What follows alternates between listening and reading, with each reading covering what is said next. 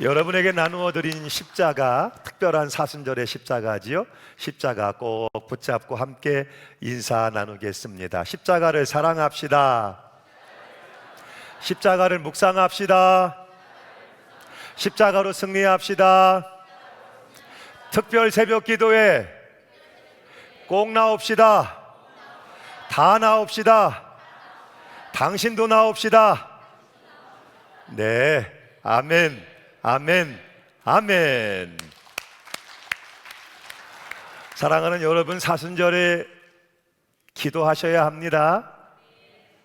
특별히 금주 한 주간은 우리 아이들로부터 시작해서 원로 성도님에 이르기까지 전국 교회에 속한 모든 영적 식구들이 새벽 성회로 모여서 특별한 마음을 가지고 하나님 앞에 말씀과 기도의 은혜를 받고 말씀과 기도의 축복을 심어나가는 한 주간으로 정했습니다.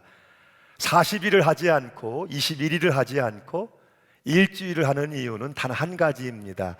여러분 모두가 다 나오시라고, 하실 수 있다고. 그래서 한 주간 교회에서 새벽 성회로 정하고 우리가 함께 기도하기를 원합니다. 십자가 신앙 단단히 붙잡고 나오셔서 말씀을 심고 기도를 심고 능력으로 거두고 기적으로 거두는 저와 여러분의 사순절 생명의 계절 봄이 시작되시기를 간절히 축복합니다. 아멘. 오늘 주님이 주시는 말씀의 제목이 세상 사람들보다 더하는 사랑이지요. 주님이 주시는 이 말씀에 가장 잘 맞고 어울리는 말씀을 찾는다면 그것은 아마도 로마서 15장 1절의 말씀이 아닐까 싶습니다. 함께 읽습니다. 믿음이 강한 우리는 마땅히 믿음이 약한 자의 약점을 담당하고 자기를 기쁘게 하지 아니할 것이라. 아멘. 믿음이 있는 사람들이 믿음이 없는 사람들을 돌아보는 것, 믿음이 더 강한 사람들이 믿음이 약한 사람의 그 약함을 담당해 주는 것, 오늘 주님이 우리에게 주고 계시는 말씀의 가장 명확한 실천의 모습이지요. 적어도 이웃을 사랑하라 하시는 말씀이 세상 모든 사람에게 주시는 말씀이 아니라 예수를 믿고 예수를 따라 살려고 하는 사람들에게 주시는 말씀이 맞다면 말이에요. 믿음을 가지고 있는 우리 그리스도인들이 믿음이 없는 형제, 믿음이 없는 이웃을 대함에 있어서 분명히 다른 것이 있어야 한다는 것이죠. 그런 면에서 예수님 들려주시는 산상수훈의 말씀은 믿음을 가지고 사는 사람들, 이미 아버지 하나님의 사랑을, 은혜를 맛보아 아는 사람들에게 이 세상에서 어떻게 세상을 대하며 그들과는 다른 기준을 가지고 그들과는 다른 삶의 방식을 가지고 살아가야 하지 않느냐 하는 가르침의 말씀인 것이죠. 이를테면 이런 예를 들어보면 어떨까요?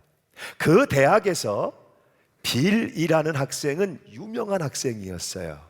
늘 헝클어진 머리, 구멍이 숭숭 뚫린 티셔츠, 매일 똑같은 낡은 청바지에 샌들을 신고 다녔거든요. 그러면서도 얼마나 총명한지 전 과목의 성적을 A로 받을 만큼 공부를 잘하는 수재였습니다.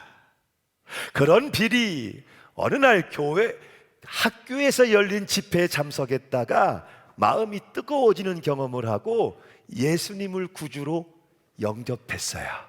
그 사실을 알게 된 교목 선생님이 그에게 권면했죠. 가까운데 좋은 교회를 찾아가서 예배를 드려라. 마침 그 학교에서 길 하나 건너면 찾아갈 수 있는 작지만 매우 보수적인 교회가 하나 있었어요. 그 교회의 교인들은 엄숙한 예배 드리기를 좋아했고 엄숙한 예배를 드리기 위해서 처음부터 옷을 잘 차려입는 그런 교인들이었어요.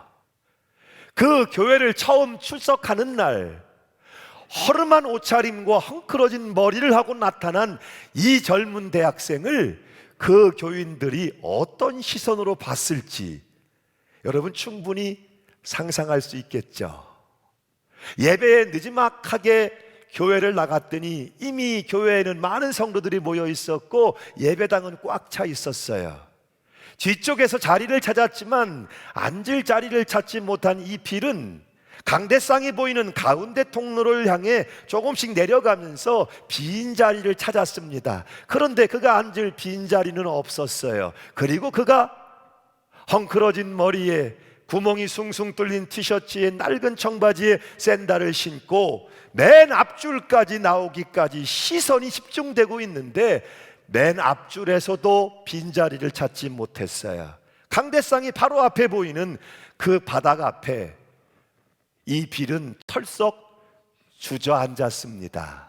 처음부터 무례하게 할 생각은 전혀 없었어요. 다만 더 나은 방법을 찾지 못했던 것이죠. 강의실에 앉을 자리가 없을 때 했던 것처럼 교회에 와서도 똑같이 그 앞 바닥에 털썩 주저 앉았던 것이죠.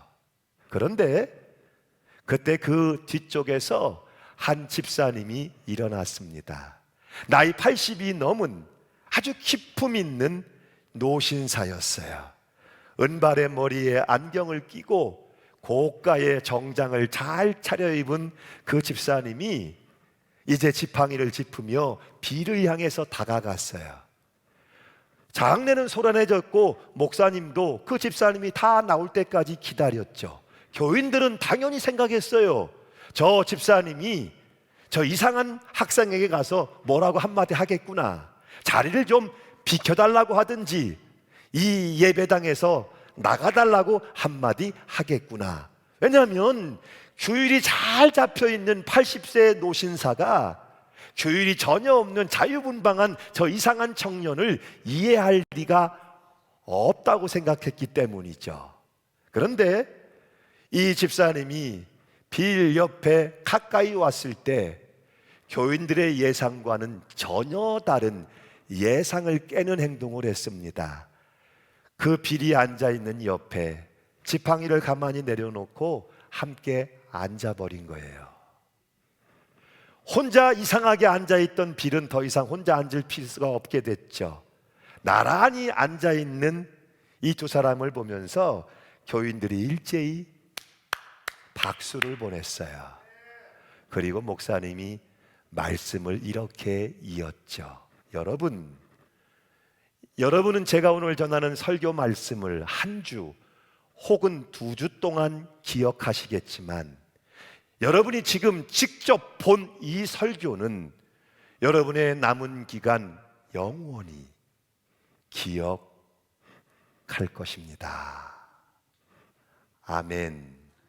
믿음이 있는 사람이 믿음이 없는 사람을 돌아보는 것, 믿음이 더 강한 사람이 믿음이 약해 어려움 당하는 사람을 살피는 것은 오늘 주님이 말씀하시는 이웃사랑에 대한 가장 정확한 실천의 모습이 아니겠습니까? 오늘 주님은 43절에서 이렇게 말씀을 시작하세요. 함께 읽습니다. 또 내 이웃을 사랑하고 내 원수를 미워하라 하였다는 것을 너희가 들었으나 내 이웃을 사랑하고 내 이웃을 미워하라. 심각한 오해의 말씀이고 아주 왜곡된 잘못된 가르침이죠. 원래 이 말씀은 레위기 19장의 18절 말씀에 근거하고 있는 말씀이에요. 함께 읽습니다. 시작.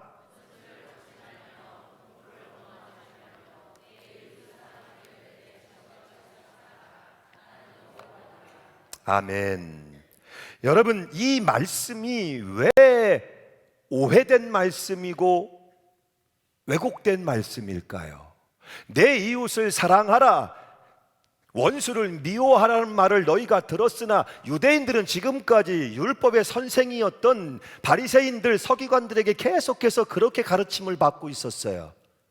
그런데 내 원수를 미워하라 하는 말씀은 단 한 번도 성경 어디에도 나오지 않습니다. 이웃을 사랑하라 하는 말씀의 핵심은 자기 자신과 같이, 내 몸과 같이 사랑하라, 여기에 있거든요. 그런데 율법에 정통한 바리새인과 서기관들이 그 말씀을 더하고 빼고 축소시켜서 왜곡할 때 무서운 결과를 만들어내고 있었던 거예요. 여러분, 왜 율법에 정통한 교사인 바리새인과 서기관들은 이런 왜곡을 오류에 빠질 수밖에 없었을까요? 이웃에 대한 편협한 생각을 가지고 있었기 때문이죠. 이웃 그랬을 때 그 이웃의 범위를 나와 깊은 관계가 있는 사람, 나와 친밀한 사람, 내 친족이나 혈족이나 동족이나 특히나 나와 뜻을 같이 하는 내 당파에 속한 사람들로 이웃을 한정시키고 축소시키고 있었다는 것이죠. 그러니까 그들이 아니면, 내 당파에 속한 사람이 아니면, 나와 함께 어울리는 사람이 아니면 그들은 이웃도 뭣도 아닌 것이지요. 그들은 하등한 사람들이고 무시해도 상관없는 사람이고 심지어는 원수시하며, 그들은 자기 애가 너무 강했어요. 우리는 아브라함 자손이 아니냐, 우리는 하나님께 특별하게 선택된 선민이 아니냐, 이런 강한 의식을 가지고 있었기 때문에 이방인들은 개처럼 여기고 상종하지 않을 정도로 이런 무서운 태도들이 유대인들 가운데 번져가고 있었다는 것이죠.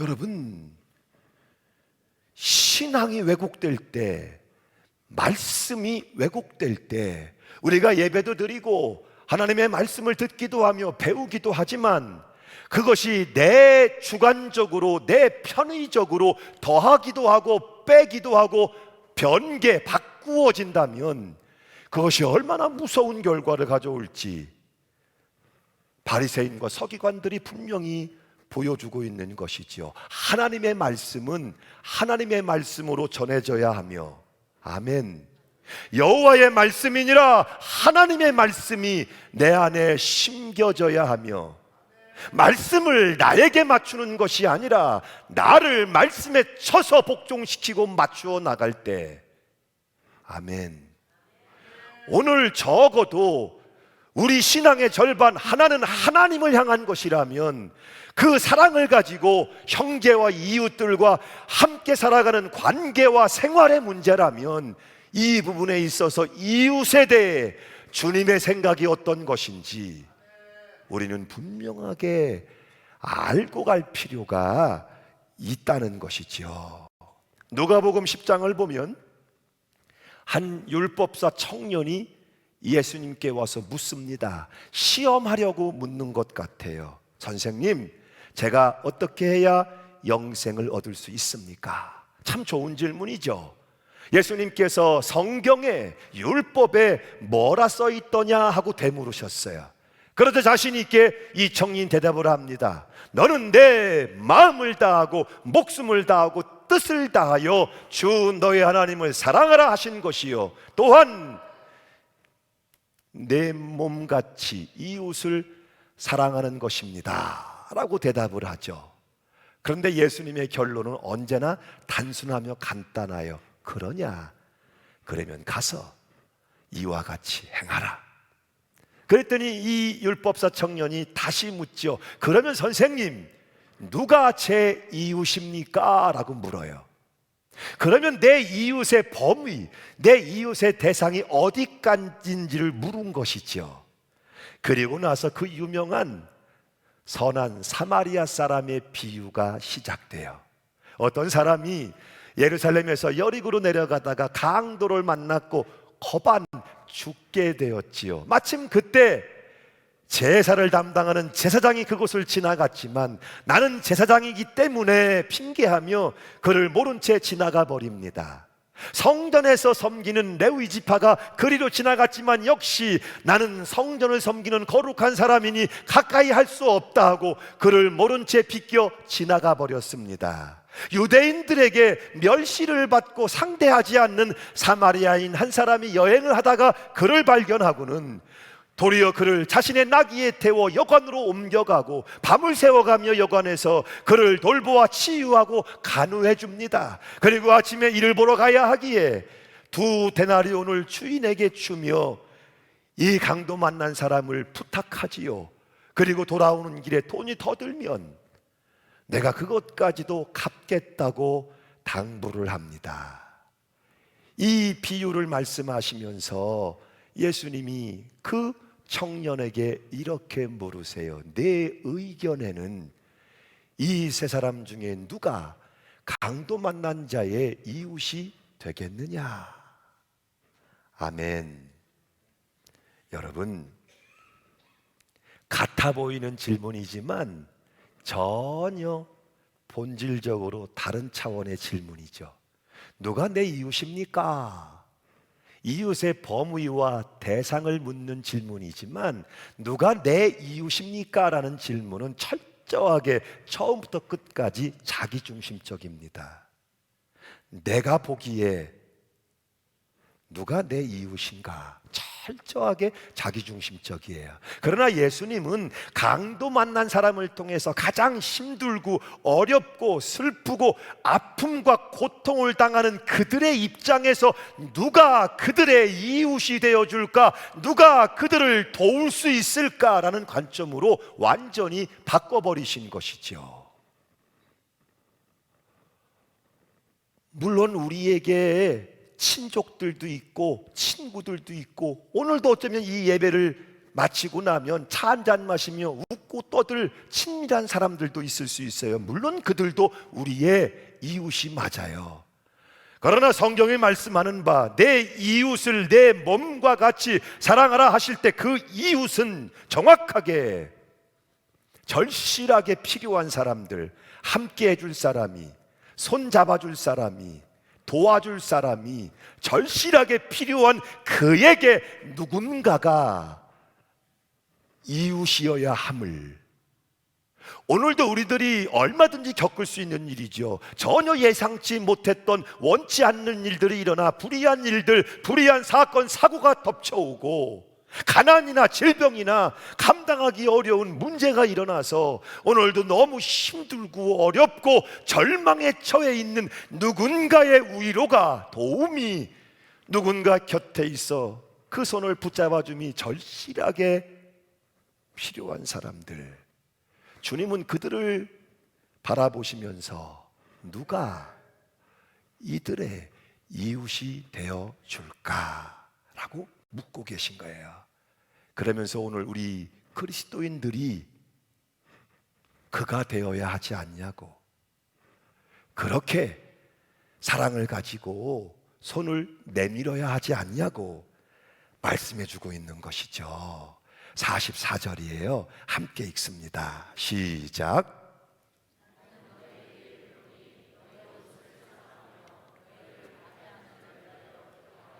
너희 원수를 사랑하며 너희를 박해하는 자를 위하여 기도하라. 우리가 그렇게 해야 할 이유가 있을까요? 45절에 이렇게 답을 주시죠. 이같이 한즉 하늘에 계신 너희 아버지의 아들이 되리니 이는 하나님이 그 해를 악인과 선인에게 비추시며 비를 의로운 자와 불의한 자에게 내려주심이라. 아멘. 그렇죠. 하늘의 해가 사람을 가리지 않죠. 내리는 비가 의로운 자와 불의한 자, 선한 자와 악한 자를 가려 내리지 않지요.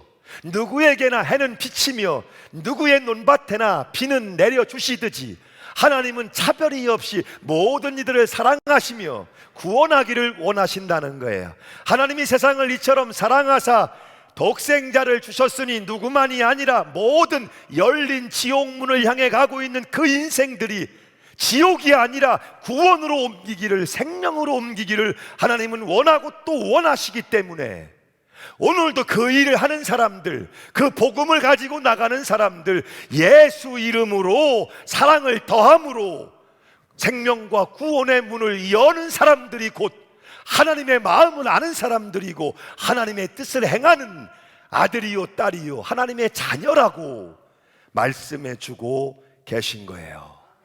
물론 이 말씀을 전하고 있는 저도 쉽지 않습니다. 씩씩거리며 분을 내며 화를 내며 되갚아지고 싶을 때가 얼마나 많이 있는지 몰라요. 원수를 사랑하라? 그런데 여러분, 이것이 쉽겠습니까? 지금 나를 너무 힘들게 어렵게 핍박 박해라는 말은 단순히 지나가는 정도의 농담이 아니죠. 현실적으로 내 삶을 너무 힘들게 어렵게 해롭게 하고 있는 그를 위하여 기도한다는 것은 축복한다는 말이거든요. 어떻게 원수를 사랑해야 할까요? 어떻게 박해하는 자를 위해서 기도할 수 있을까요? 서울 여대를 섬기는 장경철 교수님은 사랑의 훈련이라는 강의에서 이런 이야기를 들려줍니다. 사랑도 용서도 하나님께로부터 받아 먼저 경험해 본 사람들이 누군가에게로 흘려보내는 것입니다. 하나님의 공급하심이 없이 내가 나의 힘으로 누군가를 사랑하고 기도한다는 것은 불가능한 것입니다. 따라서 우리는 나라는 작은 병에 감당할 수 없는 하나님의 위대한 사랑과 용서가 폭포수같이 쏟아 부어져 사랑과 용서가 넘쳐나는 사람이 되어야 합니다. 그리고 나면 나에게 쏟아 부어진 사랑과 용서는 나를 넘어 이웃에게 흘러가게 되고 우리는 자연스럽게 사랑과 은혜를 이웃에게 유통시키는 유통업자가 되는 것입니다. 아멘. 진정한 사랑과 용서의 유통업자, 그 단 하나의 비결이 뭡니까? 모든 것을 덮고도 남는 아들 예수 안에 모든 것을 담아주신, 지금도 아들 예수 안에 우리를 붙드시고 우리의 삶의 일체를 책임지시는 하나님의 사랑이 부어지고 하나님의 용서가 부어지고, 누구에게? 내 안에, 사모하는 그리스도인 안에 예수 사랑, 예수 용서, 덮고도 남는 그 사랑의 능력이 부어지면, 아멘, 흘러나가고 사랑과 용서의 유통이 이루어지고 원수를 사랑하고 박해하는 자를 위하여 기도하는 능력이 여러분의 삶에 진짜로 나타난다는 거예요. 주님은 오늘 처음 주님께 인생을 걸었던 제자들에게 그러셨던 것처럼 오늘 주님께 인생을 걸고 있는 여러분에게 이렇게 도전하고 계세요. 46절이죠? 함께 읽습니다. 시작.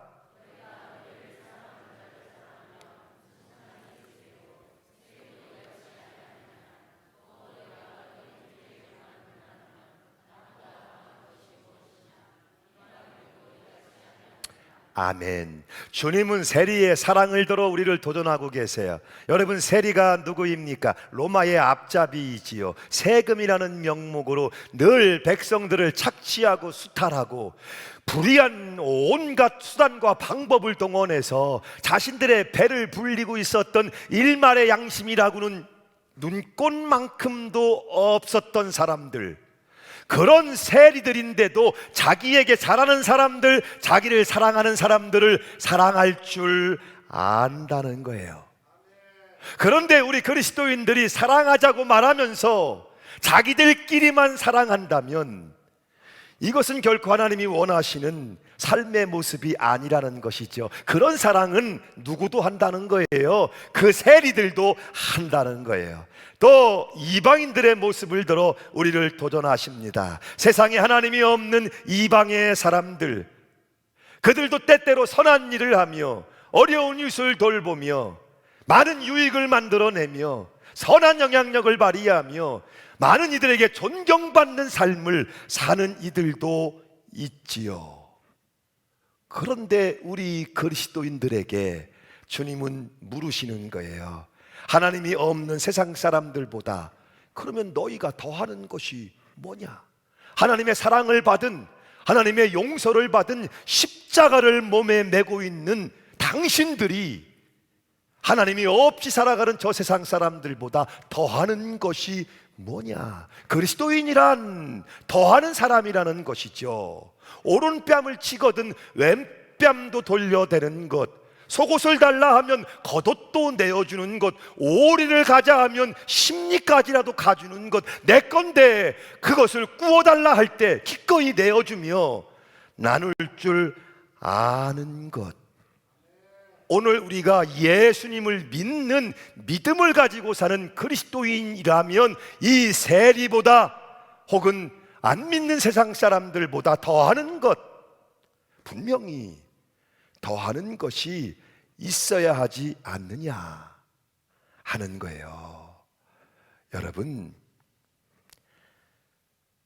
사랑하는 사람을 만나서 결혼하는 일은 굉장히 중요한 일이죠.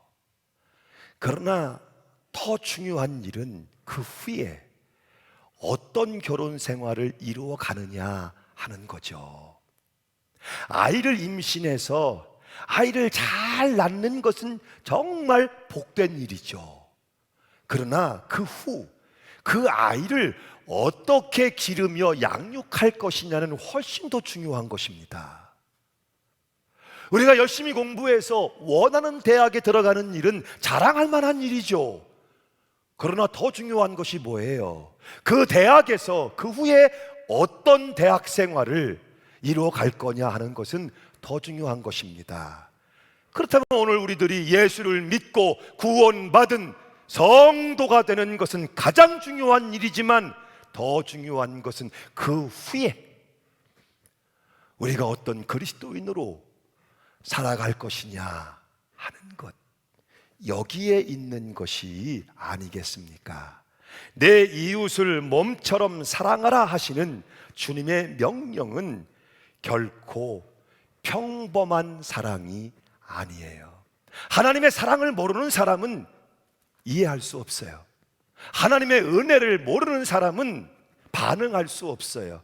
세상 사람들과 동일한 대등선상에선 이 말씀을 받을 수도 없고 이 말씀을 도저히 불가능, 이루며 살 수 없어요. 오직 이 말씀은 위대한 하나님의 사랑이 임한 사람, 십자가, 이 십자가를 붙들 때 도저히 갚을 수 없는 구속의 사랑과 은혜를 경험했고 그것을 가지고 사는 사람들, 그들이 이해할 수 있고 응답할 수 있는 위대한 사랑의 명령인 것이죠. 아멘. 중국에서 오지선교로 유명한 영적 거장 워치만 리 선생이 있어요. 그의 전기를 보면 이런 이야기를 들려줍니다. 그가 시골에서 농사일을 하며 교회를 섬기던 때 한 해는 아주 가뭄이 극심하게 들었어요. 물이 얼마나 귀합니까? 종일토록 개천의 바닥을 긁어내 물을 모아 자신의 타들어가는 논에 물을 대어 놓았습니다. 다음 날 아침 새벽 기도를 마치고 논에 물이 잘 데워지는가 걱정을 가지고 나가봤는데 깜짝 놀랐어요. 자신이 그렇게 애써서 바닥에 물들을 긁어 모아 자신의 논에 물을 댔는데 옆집 논의 주인이 와가지고 자신의 물꼬를 막아버리고 그것을 돌려 자신의 논에 대어버린 거예요. 이런 못된 사람이 있나? 화가 난 워치만 리는 그 이웃의 논에 들어가는 물을 막아버리고 원래대로 자신의 논에 물이 들러 들어가도록 만들어 놓았어요. 그리고 나서 저녁 나절이 되어서 걱정이 되어 또 나가봤더니 이런 또 그렇게 놔버렸습니다. 이쯤 되니까 도저히 화가 나서 견딜 수 없어요. 이렇게 부당하고 이렇게 몹쓸 사람이 있나? 그래서 도로 자신의 논에 물이 돌아가도록 물꼬를 대어놓고 그 옆집 논의 주인을 찾아갔습니다. 그리고 멱살잡이를 하듯이 그에게 강하게 항변했어요. 어떻게 이렇게 못된 짓을 할 수 있냐고, 당신 양심이 있냐고, 또 한 번 그러면 가만 안 둔다고. 그렇게 화를 쏟아내고 돌아왔습니다. 다음 날 아침 새벽 제단에 나가 엎드렸는데 이 일이 못 내 마음에 걸리며 마음을 불편하게 하는 거예요.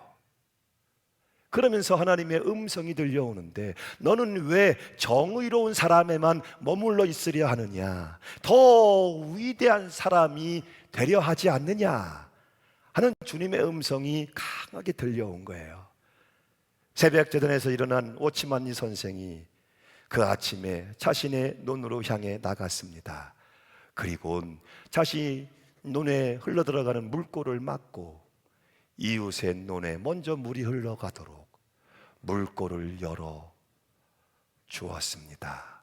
그리고 나서 얼마가 지났을 때 그 옆집 논의 주인이 나와 그에게 정중히 사과했고, 아니라고, 괜찮다고 그의 손을 꼭 잡고 화평의 복음을 전할 수 있었다는 거예요. 여러분, 그렇죠. 얼마든지 자신의 권리를 주장할 수 있고 정의에 대해서 말할 수 있지만, 예수님의 사람이기 때문에 예수님의 말씀에 순종하기 위하여 자기를 기쁘게 하기보다는 먼저 이웃의 논에 물을 대어주는 그 사랑의 실천이 있을 때 그를 더 위대한 믿음의 사람으로, 위대한 믿음의 삶으로 변화시켰던 것이죠. 아멘. 오늘 주님은 48절에서 결론적으로 이렇게 말씀하십니다. 그러므로 하늘에 계신 너희 아버지의 온전하심 같이 너희도 온전하라. 우리 기독교 신앙의 본질이지요. 하나님 아버지의 온전하심을 닮아가는 것, 우리 주 예수의 말씀에 순종함으로 세상 사람들을 대하여 사랑을 더해갈 때 이 세상에 생명과 구원과 축복의 통로를 여는 것, 그 통로를 통해서 오늘도 아버지의 사랑이 흘러나가고 아버지의 은혜가 흘러나가 살리고 구원하는 일을 계속하는 것, 이것이 오늘 예수님의 사람들을 향하신 아버지 하나님의 간절한 기대, 소원이라는 거예요. 사랑하는 여러분, 오늘 우리가 예수를 믿음으로 산다는 것은 과연 어떤 것이겠습니까? 나를 높이는 것, 내 이름을 널리 드러내는 것, 내게 있는 목적, 야망을 위해서 소란을 피우는 것, 누군가를 힘들고 어렵고 괴롭게 하는 데 있지는 않을 거예요. 오히려 내게 주신 그 삶의 자리를 묵묵히 지켜내며 채워나가는 것, 때로는 원수를 사랑하고 핍박하는 자를 위하여 기도하고 저 이방 사람들보다 세리보다 더하는 사랑으로 아버지 하나님의 마음을 품는 것, 오늘도 조금이라도 더 예수님을 닮아가는 것, 그런 사랑을 내 능력으로 할 수 없음을 알기 때문에 주여 내게 성령을 충만하게 부으소서. 오늘도 성령 안에서 한 번 더 결심하고 또 결심하고 한 번 더 나아가 실천하고 또 실천하는 것. 사랑하는 여러분, 오늘 그 사랑의 소원이 저와 여러분 마음에도 있기를 바랍니다. 그 소원이 우리를 결심하게 하고 그 소원이 우리를 결단하게 하고 예배당 문을 열고 나갔을 때 실천하게 해서 많은 사람들 앞에서 여러분들이 예수님의 사람인 것을 드러낼 수 있는 자녀된 권세를 이루며 살게 하시기를 간절히 축원합니다. 일어나십니다.